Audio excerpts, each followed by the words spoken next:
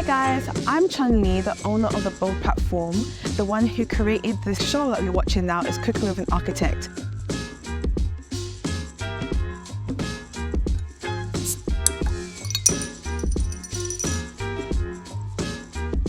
Welcome to the Bold platform, and today we are on the show of Cooking with an Architect Series 2. We are aiming to look at the 5 senses in architecture, which is taste, and today we'll be exploring that through food. And how may you ask? Well, our guest architect will answer this question of what does architecture mean to you. And today our guest architect Muyiwa Oki will be exploring that creative dish of what does architecture mean to you. He's the RIBA President-elect of this year. And do you want to introduce yourself a little bit? Yeah, hello everyone. My name is Muyiwa Oki. As Chilli said, I'm going to be president from September of the Royal Institute of British Architects. I'm an architect. I work at Base and Base Construction Consultancy, and I'm looking forward to cooking my dish. Ooh, that's exciting. So what would you be making for us today? I am making the wonderful jollof rice. It has West African heritage. We're going to do jollof rice and so tilapia fish, sort of a roasted tilapia fish, and an ayamase sauce. Okay, Yeah. That's amazing. And we know as well, just to breeze in, you know how people say that between jollof and Nigeria, jollof and Ghanaian jollof? Yeah. And guessing you're on the side of Nigeria. Because I'm Nigerian. I grew up in Nigeria for a little bit of my life. Yeah. Born in Nigeria for some part of it. I'm on the side of Nigeria because it has a smokier and more aromatic flavor to it. And also the rice Yeah, it's different. is different. Yeah. So, and as well, why did you choose this particular dish to answer the question what architecture means? Well, for me, architecture is concepts that were brought to light, materialized. It is generous way of enhancing people's lives. And I think this jollof rice dish is a sort of generous way to enhance your everyday life. That is good.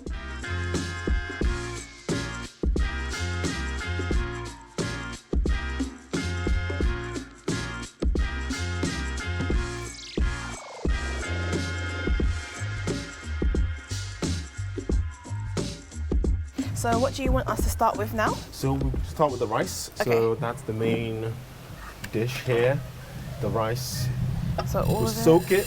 Let's all do all of it right now. Yeah. And And then some water. put some water in it. Okay. Is there a specific amount you want to put? Like 3 cups, 2 cups, 4 cups? Let's do 2 cups. Okay.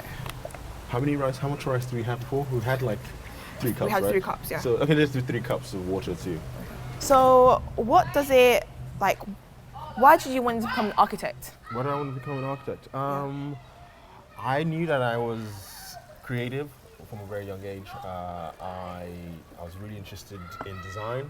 Yeah. And over the years, I was always thinking about what is the best thing for me. Yeah.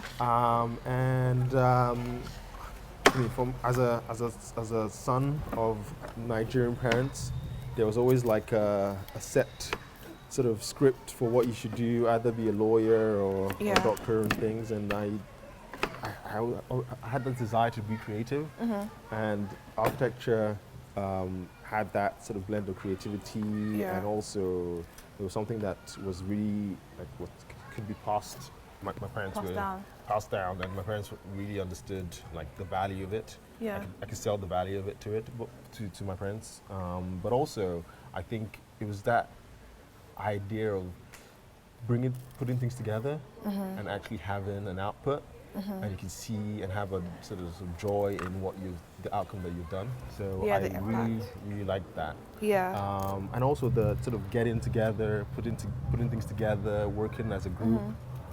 It was more fun than doing research or writing papers. Yeah. One thing I always say, like, this is like my quote. Yeah. I say that like architects are like the doctors of the built environment. Okay. Because we always think about, you have to think about how people experience space, Yeah. and especially when we went through the whole COVID situation. a lot of people had to spend a lot of time within their houses and in very much a confined space. Yeah. So what do you think now the roles that architects play within the industry more now compared to like before? I think we need to tell better stories about how to solve the big issues of our times. Yeah. And one of the biggest issues right now is the climate change and environmental ecological collapse. Yeah. And I think we need to take a bigger role, a bigger lead in the conversation about you live in your life with and the positives of climate action.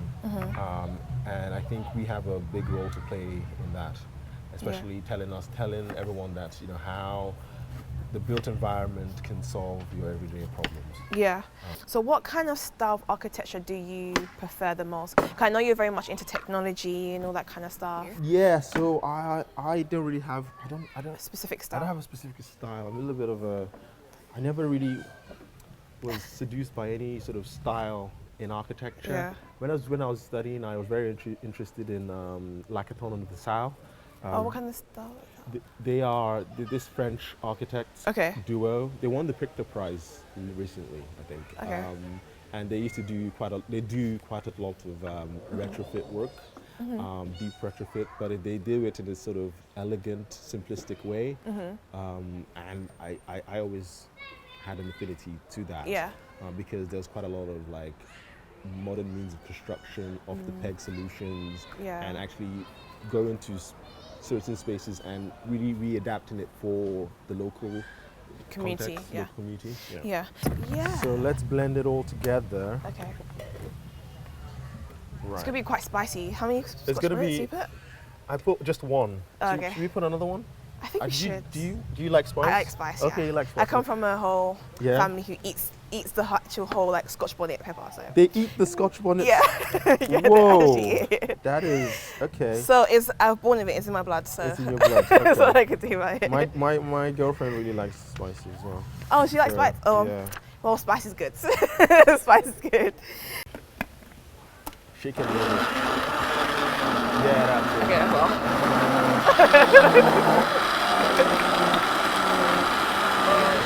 That's good. Super. All right.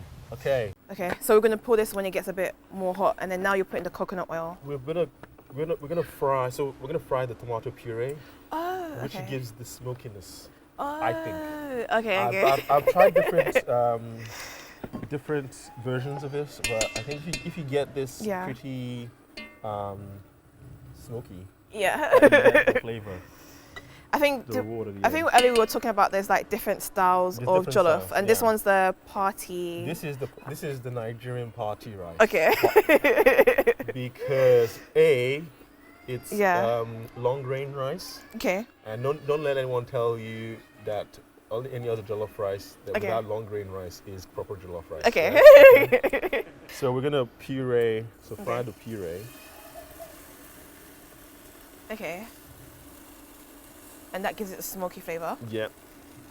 And that's even with like Buildings. food, even touching on like what we're doing today, food poverty is becoming a big issue now as well, especially within like cities. Because people who work natural normal jobs, now they're finding it difficult to actually afford to buy food for their family. I think there's ways that we could probably think of designing spaces now that are like, that can grow food somehow, like vertical gardens, I don't know, houses that have like plants that grow off it and people Yeah. can eat.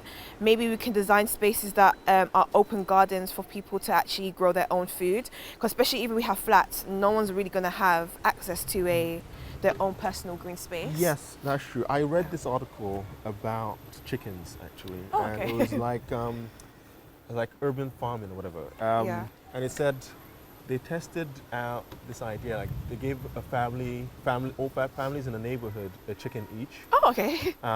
and they reduced their waste by a percentage. Oh, wow. Okay. Just because each family had a chicken in their house, and basically they had eggs, they had all the food waste. They fed it to the chickens. the chickens.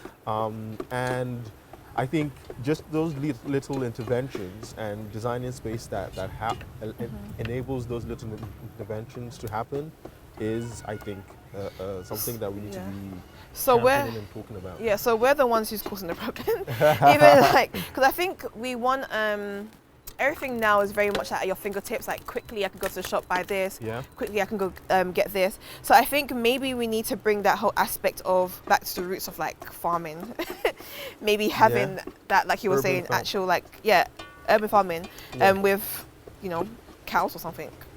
Well, no. Cows and get your own milk.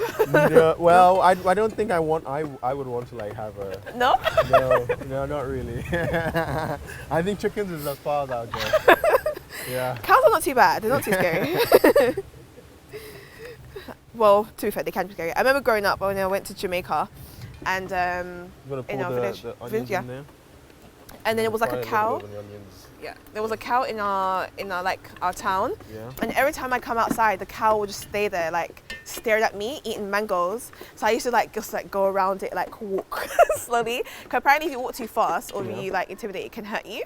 Oh, really? Yeah. So we used to have chickens. I used to have chickens. We used to have a cow, goats, all that stuff. I used to climb the trees, get mangoes, all that stuff. Singing. So I'm doing this pot for. I think there might have been some water in there. Oh, really?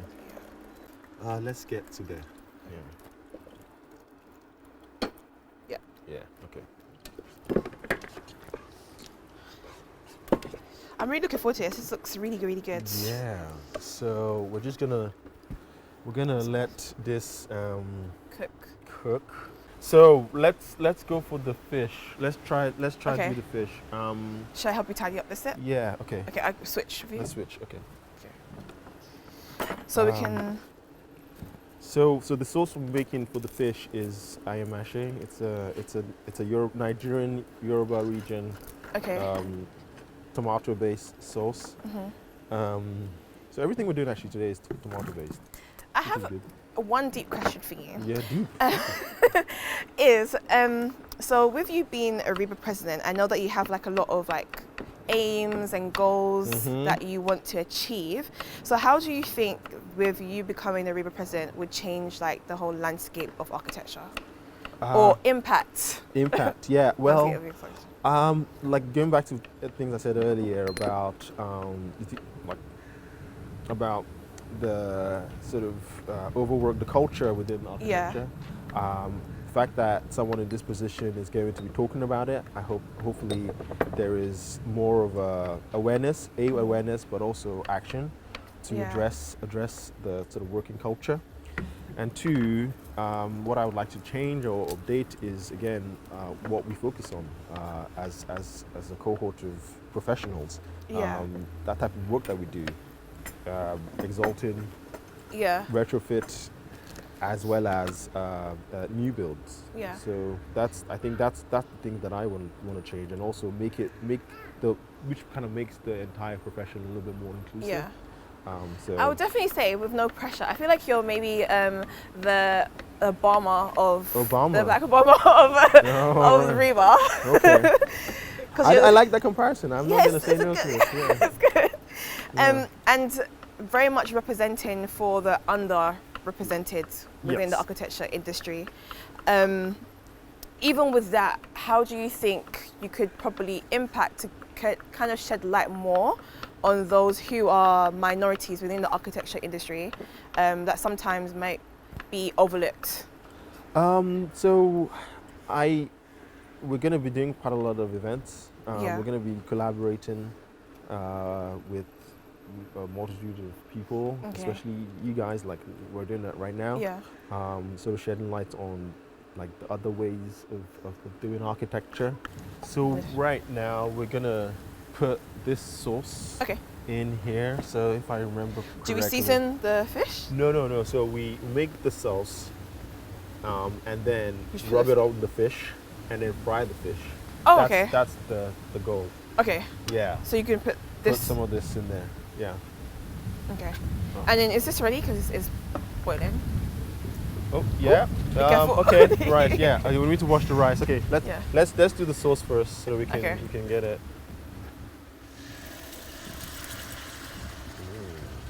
Toasty. Okay. Right. And then just mix it. Yeah. Mix it up. mix it up properly. Okay. And then the fish. We'll put some Okay, crayfish in there. Oh, what's the crayfish mixed with? Is it a mix or is it? The crayfish again? It's I don't know. Is it actual fish? It is. I think Oh, it's some sort of fish, right? Really tiny fish. Dried up and crushed. Again, it's a Nigerian thing. Oh, okay. And it just gives it a different type of aroma that I associate with ayamashi sauce. Okay. Yeah. Oh yeah, because I saw it and I was wondering what the ayamashi sauce was. This is good. Okay. Okay. I'm actually like waiting to enjoy this later. Yeah. I'm waiting to eat this later. It should be quite good. Yeah. So what do you want to do? Do we just leave it or? We kind of cook it for a while, and I think it turns. Yeah.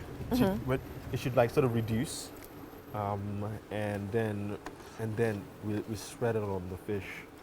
Okay. And then grill the fish. And then grill the fish. Yeah. Okay. So that now we have is what we should do is foil paper. Yeah, foil. Okay. And put some bay leaves in there. I'm not really sure what the bay leaf does, but people put it in. So it's part of the recipe. The aroma, I believe. Okay. And you want a little bit of this to cover it? Yeah, cover it with. Okay. So what we're doing now, we're just reducing this. And then smearing it on the fish. Okay, so how much more longer is that? Let's say another minute or two. That should be good. So No? basically then you steam the rice. That's it. Okay. And now we should get the fish ready? You get the fish ready and then the plantains at the end. Plantain at the end, okay. So, just to take a little break, we're going to go for a 2-minute break and then we will be back. See you.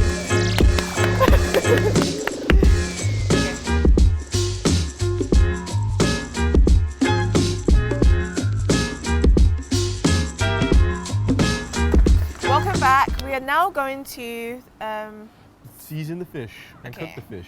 So, do you want me to put some on this one as as well? Yeah, get some sauce in there. Let's get it going. And can you just state the name for the audience? Like so we got this ayamashi sauce, which is, like I said earlier, it's the it has a Nigerian Yoruba heritage to it, and I think that's it really. Yeah, it's very spicy. And we love our spice. Yes, yeah. Spice is good. Spice is good. As I always say, spice is life. So. Yeah, spice is life. I love that. Which is really good. So I want to ask a question. How did you get into the RIBA, and even came with the thought of like, I want to be a RIBA president? Like, because it takes a lot of boldness and courage to actually do that. It was very bold. It was a little bit of a got a little bit of encouragement from a community of people. That I think that's I would definitely say I wouldn't have done it without myself. But also I think that I had this idea that to create the community and the profession that I want. Yeah. I have to do that. If not you, then who, right? Mm-hmm. So I had a vision for the future of architecture, which is more aspirational, innovative. And I think the opportunity came about. Yeah. A group called the Future Architects Front. Okay. We came together very informally to talk about the key issues, and we wrote an open letter to the profession. Yeah. And people responded to it, including myself, and we had this grassroots collective. That talked about the issues and debated what are the key things that we would like to see for the future of architecture, but also the future of the institute that represents architecture. Okay. Had our own hustings. Hustings are debates. Mm-hmm. And then all of a sudden it became a thing. And we rolled with the thing. And then you're here. And then we're here, yeah. That's really good. Yeah. Because I always feel like it takes a lot of courage and a lot of time as well, because you're here to inspire and to impact the people, to do great things. Oh, do you want to wash your hands? That would be nice, yeah. So I'll hold this for you. Okay. This is our makeshift. This is our makeshift water bin and lovely. Yeah. Thank you. Okay, great. So do you wanna? We're gonna start frying this now. And now let's take this out and then start frying the fish. Okay. Yeah. So I put it in the ramekin. Yeah, we can do that. Okay. So you usually don't wash this out. You just leave it and put it with oil and then fry it. Yeah, fry it. Yeah. That is good. Okay, and so I wanted to ask your thoughts on young leaders, especially with what we're doing with the People's Pavilion and really helping young people to get involved within spaces. And even like what I'm doing on my platform now. What are your thoughts on that? How can we get more young people to be involved in the way we design spaces? I think we gotta think about it from very early age. I mean, talking about young people, and in architecture, young is 40. Okay. Yeah, as you know. Yeah. Because it takes quite a long time to study and to qualify and et cetera, et cetera, et cetera.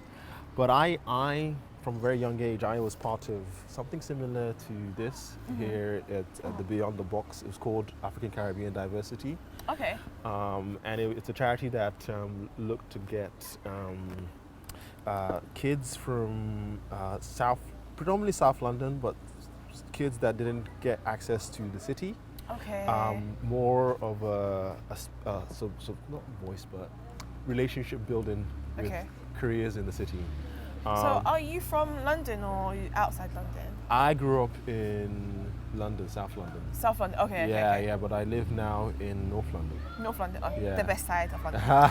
The best side of the river, that's why. Yeah. Now we're gonna fry the fish. Okay.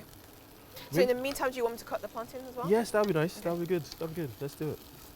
And you said you grew up in London. I want to know your thoughts on inclusive spaces that really involve people from all type of like backgrounds and so forth. Yeah, I think it's like I said, it starts with like really engaging people from very, very early. I got the chance to do that as a young person at school. Okay. From someone from South London, I was involved with the African Caribbean Diversity Charity. Oh wow, okay. They're still going strong, and they get you to build relationships with career people in the city. Yeah. I got to meet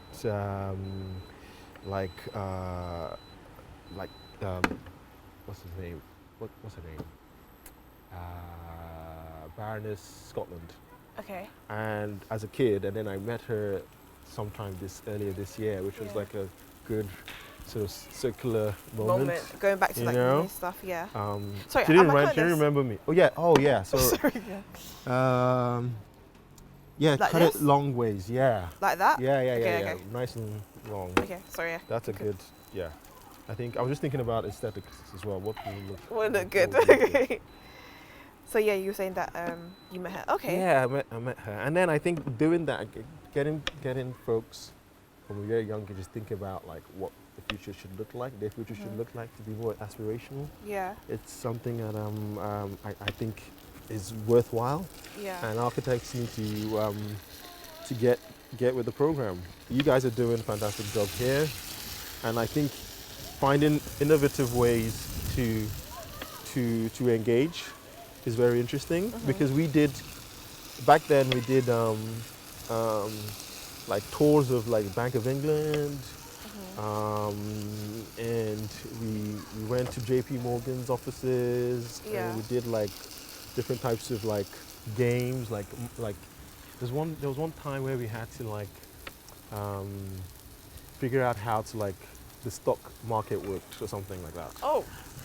We had like a game that talked about like the stock market and how if you had like fictitious amount of money, how you'd invested and all that kind of stuff. So even though I wasn't going to go into those jobs, it was just it's a sort opened your horizons. Yeah. And I think if you don't know, I mean, I think you're very limited to what you can dream about. Yeah. And if your dreams are very narrow, your life becomes narrow. And I think you need to like expand people's dreams. from a Word very of young wisdom age. there. Yeah, yeah. And I want to ask as well, like you said you grew up in Nigeria and then coming to the UK. How do you see like the landscape of architecture compared to, and spaces compared to Nigeria, compared to spaces here? Because I know that it might be have more social space, more interaction, connection between people. I think sometimes in the UK we're so busy with our lives, running around trying to get to A to B, Yeah. that sometimes we don't create enough spaces to fit us. Well, to get to together. house, connection between people. What are your like? How do you see the difference between from back home to like here? To here. I think in terms. Oh, that's the spatula. Yeah. Yeah. So I grew up in Nigeria in the 90s. Okay, that must be very different. It's a different Nigeria, definitely. And well, I only recently figured out that back in that time we were under dictatorship, and only like I literally only like really deeped it then. Now, Yeah. back then it was just Nigeria. We Yeah. had we were in a dictatorship till like 2002 or something. Well, growing up as a kid, there was quite a lot of like, it felt like very communal. Okay. I grew up in a, let's reduce, yeah, that's a good shout. I grew up in a neighborhood where everything was all like, it was self-catered really. There was Yeah. like a park right nearby. My primary school was like walking distance. We lived next to near this place called Festac, which is like had the first like trade show in the newly formed Nigeria in the 60s, 70s, and some of that has been lost, unfortunately. I would definitely say, like you were saying that very much. Even I think about my Jamaica, like my family from stuff. Yeah. I think the sense of community is very much more present there compared to sometimes in the UK. Because you know sometimes like you go to your neighbor's house and the neighbor will look after the child, or the neighbor will give like like meals and they'll go eat, and it's kind of like, oh, that's my auntie kind of thing. So it's very much like a family, and I think spaces now in the UK are very much missing that family aspect. That is true. Which I think needs to kind of like come back, especially now. A lot of people are very much isolated and in the kind of like their own worlds. Oh, look, it looks nice. It looks nice. That's so cool. And it's not wet. I was very Oh, you were nervous that it would be nervous that it was going to be wet. So how much more longer does it need to cook for? I think now just on a low heat it will be pretty fine. I think it's not low now. Oh no. Yeah, a sense of community. I think it definitely they say it takes a village to raise a child, right? Yeah. And we don't have enough villages Yeah. in the UK. Yeah. Unfortunately. Especially the spaces as well. And yeah, it's designed for individual life very much. And I got this deep take once. I think I read it or I saw it on Instagram or somewhere. Someone's take on like a different take on the housing crisis. And basically they were saying something like, it's because there's the issue, don't want to excuse the whole not building new houses thing, but the fact that we're living such individual lives. Yeah. Every person or two people live in a 3-bed or 2-bed apartment and not multi-generational living. There's that pressure on creating new housing, and that's in terms of the economics of it. That's what contributes to the housing shortages, because we're living very individual lives. So I think the fish is, I don't know, we're just going to taste the fish. Do you want to wash your hands again? Let's wash our hands again. Yeah. Sorry. It's okay. There you go. Okay. Okay. Right. Okay. So we're nearly done now. We're just doing the fish, and then we're gonna fry some plantain. Yeah. Oh, well, I say plantain, but plantain. Yeah, no. We're gonna have an entire argument about it. So we're gonna fry that, and then we will plate up, right? Plate up, yeah. Yeah. So you need a plate for these. We need a plate for this. Turn up too high. Okay, I get a plate.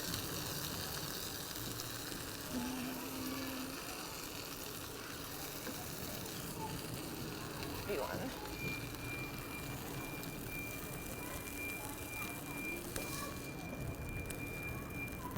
So I have one question, which is from someone in the audience, and they're not an architect, and they're basically asking what building had the most like profound effect on you, or structure? Building a structure. Yeah. Ooh, deep question. Let me think about that one. So like there's quite a few buildings that over the years I have been sort of thinking about, and some of it I actually got to go and see live. So as you know, in architecture school there's quite a lot of precedents. You design by using precedents. The Barcelona Pavilion by Mies van der Rohe was one of them. I got to go see like in before COVID, BC. And also quite a lot of I like quite a lot of Dutch architecture because they're very bold. Can you explain Dutch architecture? I don't think I've actually explored that. So they like the programming and the way they express the forms. They have that sort of true sense of what the building is and what materials you're using. Kind of has a tie-in with what the use of the building is.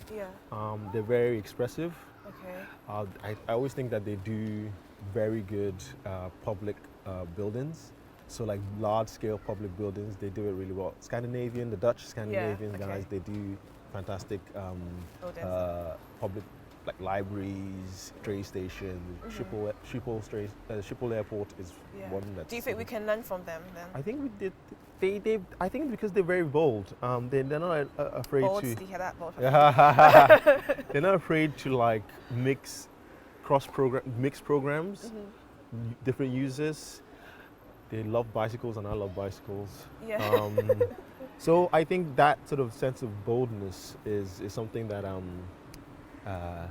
get sort of I'm interested in. Yeah. Okay. Yeah, because I think and expressiveness. Expressive. Being expressive. Yeah. So what do you want to do? The plantain now, and then. Do we wash this up a little bit? Yeah, we can wash it. Would the oil be too? We can wash it up. Well, let's wash it up, right? Yeah, let's wash it up.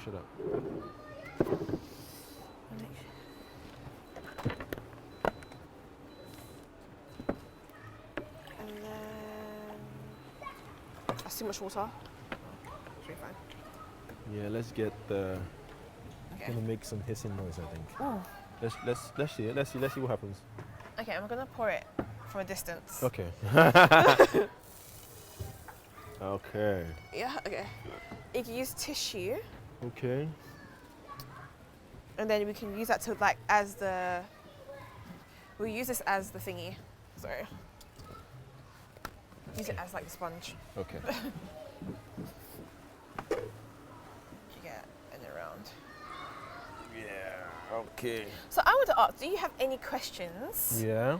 For me, as I know it's not media interviews, but like as someone who's within architecture, a Part 2 architect, architectural assistant, and also who dabbles like in graphics, and I do all like this stuff with bold. Yeah. Is there any questions that you? My quick question was like, how did this all start? You know, and The bold platform. Yeah. I think for me it was like I wanted to do something with my own kind of like business, but with the touch of incorporating in food, because I very much love watching food programs. Yeah, I was always watching food programs. And I was like, I would always love to like do something to cooking, but I was like, but I still want to do something with architecture. And I remember like looking at senses, and I was like, but how come the taste sense is never like, it really explored. So then, oh wait, but I could do cooking with an architect. Yeah. And I'll have a bold platform. Yeah. And I'll have a show. And Yeah. then it's What is like, the bold platform? What does it mean? Does it have any? so for me, it comes from of my faith. Because it talks about basically one of the prophets in the Bible talks about how when God told him to be bold and be courageous, and I was like, for me to do this, I need to be bold and I need to be courageous. Right. So I was like, it's just so basically bold. Together. Yeah, and it came together, and then cooking for architect. So it's not just one thing that I would do with the bold platform, but eventually more will come out of it eventually. Can I use this to? Yeah, you can. Okay. Yeah. Okay. So now it's the final of the. Now the final. It's the final countdown. Okay. The vegetable oil. All right. Yeah. So we gotta wait till it's really hot Okay. before we fry in the plantain. Okay. So yeah. Okay. And fry. So we're gonna take another break, Yeah. and then we'll be back. We'll be fry back. the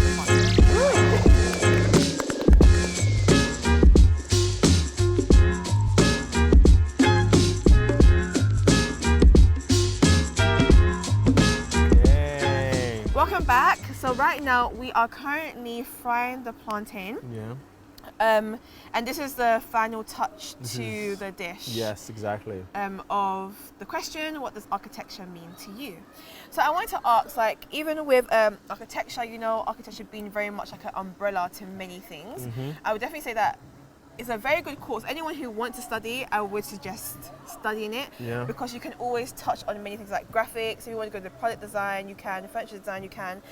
Do you find it to be very much like that for you as well? Or? Yes, I think so. I think one of the reasons why I went into architecture is because of that sort of expansiveness. I forgot to mention it earlier on, but I think that sort of sold it to me as a profession, because you could go and touch on different things and do different things, and in practice though it's a little bit different. That idea is sold to you quite early on, and now it's something that I would like to touch on, and also get the profession, RIBA, being one of the peoples who like push that idea about the.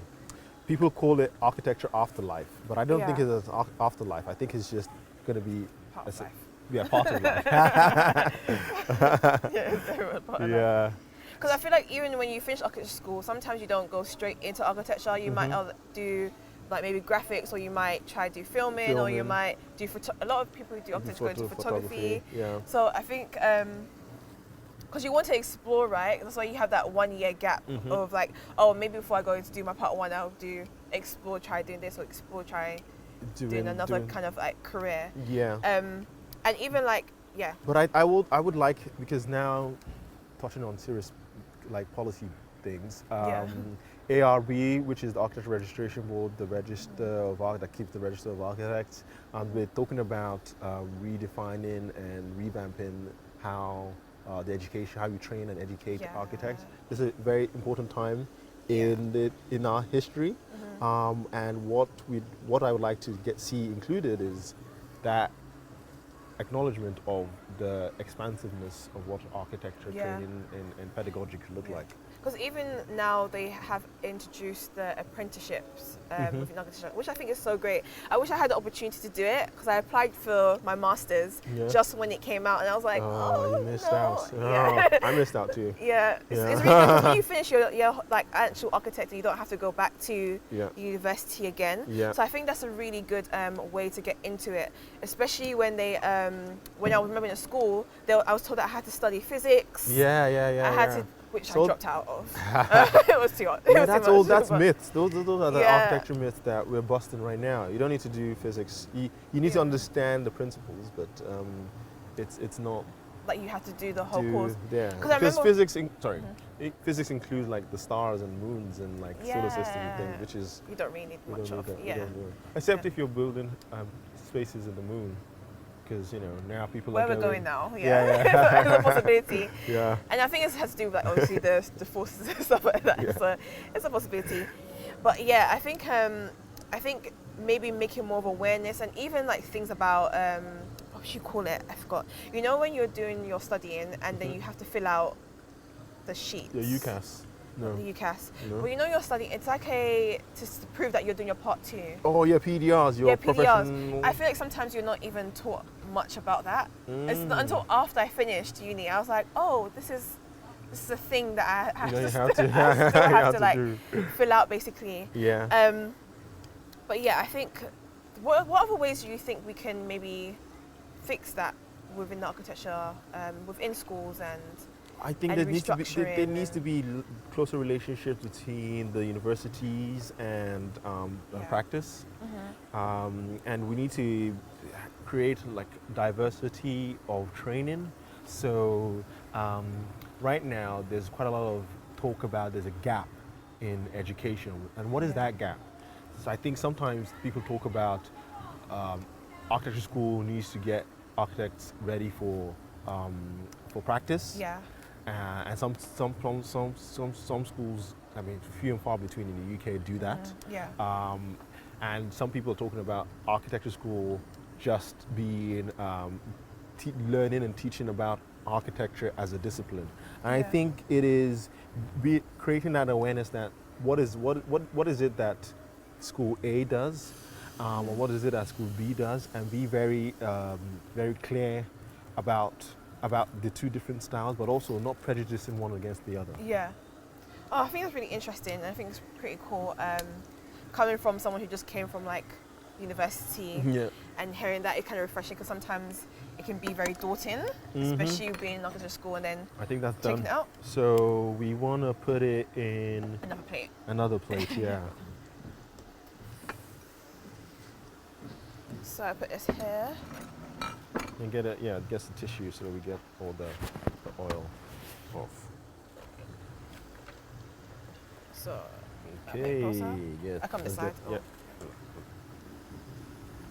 Guys, do you see this? This is nice, no? I'm really excited to start eating this. Mm-hmm. So am I.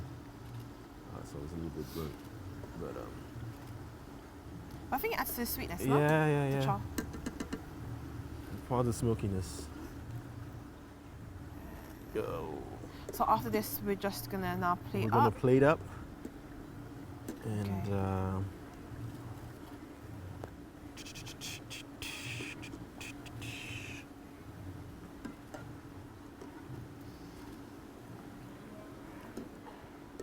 nice. Yum. That was hot. Let me turn this off. Yeah. I think. Oh, it's on. Okay. No, that's off. Okay. Boom. Done. All right. So I put this to the side. Right. Let's see what that rice is doing. Ooh. Ooh, be careful. Smoky. And then I put this to the side. Okay.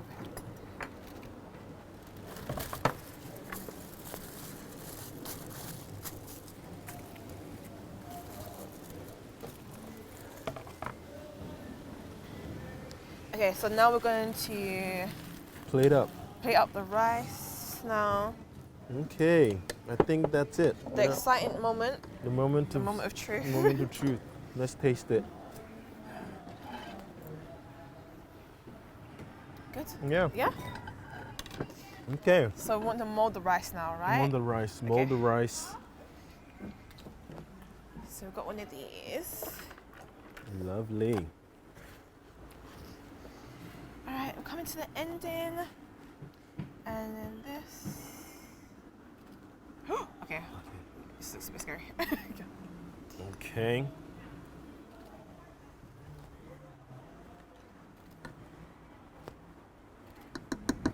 And as we're doing this, if you had to summarize taste in one word or a sentence, how would you summarize taste within architecture? Taste, or taste in general? Or Taste, yeah. So taste within architecture. The sentence. So, in one word. Oh wow, this is. One word, or you could do a sentence, if that's easier for you. No? Do you like that? Yeah, it's good. You like that? Okay, I cool. think it's good. Well, Do you want know to? what? Let's Okay, stop. let's do it We're again. doing it again. If you push it down Let's with a push it spoon, down more, yeah. right? So Okay. you can use that spoon and you push it. Yeah. Or do you want to do it? Yeah. Okay. Then Okay. moment of truth again. Part 2. Part 2. You put it down and then knock it top. Oh no, that didn't Oh work. no. The rice is stuck. Hold on. Okay, yeah. Yay! Okay. And then the fish. And then the fish on top. on top. Okay.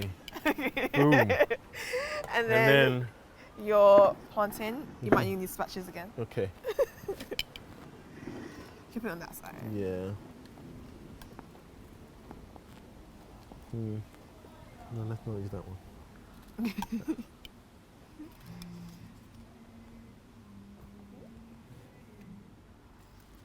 Okay. Yum. That's a bit too charcoaly. Yeah. Okay. Yeah. And then you want to put some of Get your some sauce in there. Okay. I got a spoon. Lovely. Bit of dollop. Okay. A bit of thyme. Yep. Thyme or pass. Get some thyme on the side. Okay. Oh. Voila. Voila. Oh, we haven't answered the question. Oh right. Yeah. Oh yeah. Sorry. What does taste mean to me? Yeah, like if you summarize taste in one word for architecture, what would it be? I think it's taste means the way you approach things. Okay. It is how you make decisions, Okay. and it's that sort of grounding for what making the intellectual ballast for how you make decisions. That's what I think taste is. And you hit it here first, guys. Yeah. This is our final dish.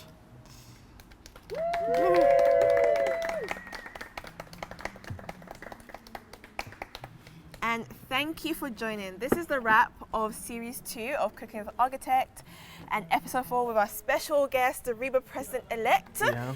So thank you for joining. Please stay tuned and make sure to watch all the episodes on YouTube on the Bold platform. Thank you. you. Bye. Bye-bye. Thank you. Yeah.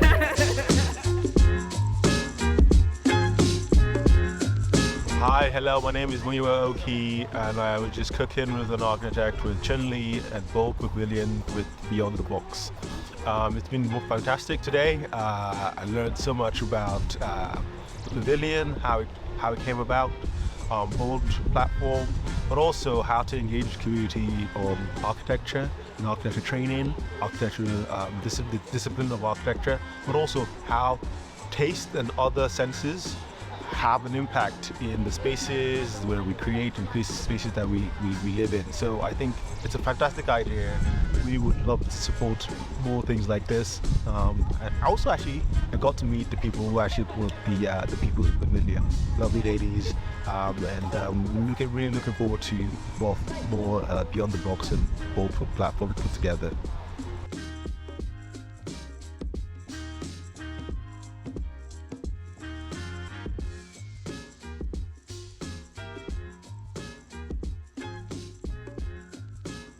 What I learned from today's episode is so much. I'm so grateful for the RIBA President to join us today and just learn that how we can really change the landscape of architecture and the impact that we can make. It's very important for us to look at our surroundings and see how we can implement, innovate, and also using the tools that we have to really expand the architecture industry. And that is something I would definitely take away from today's episode.